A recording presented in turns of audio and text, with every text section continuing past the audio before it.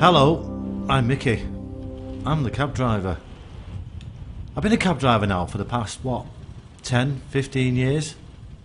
You get to meet some really interesting people. You get to meet some miserable buggers as well. However, everyone that gets into my taxi, they all have a story to tell.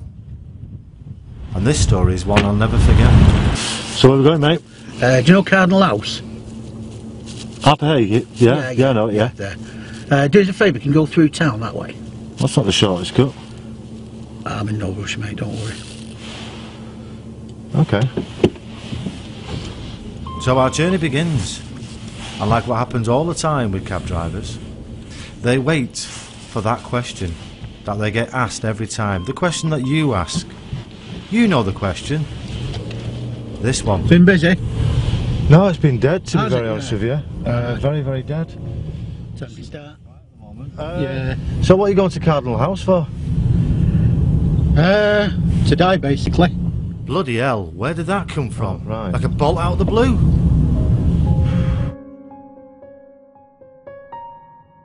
Next 2 hours, we drove through the city. He showed me the building where he once worked. Bloody hell, the old Dunlop factory. I worked there for 25 years till we got made redundant in the 80s. Thanks to fucking Thatcher. Now it's flats. Everywhere you look, fucking flats.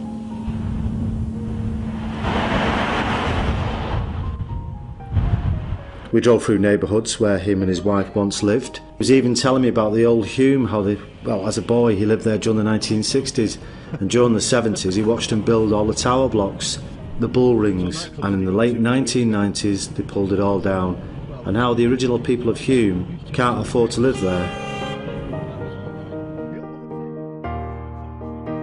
Flats? No, just a bit. We put flats in. Sometimes he'd ask me to slow down in front of a particular building or a corner, and we'd just sit there staring into nothing and saying nothing.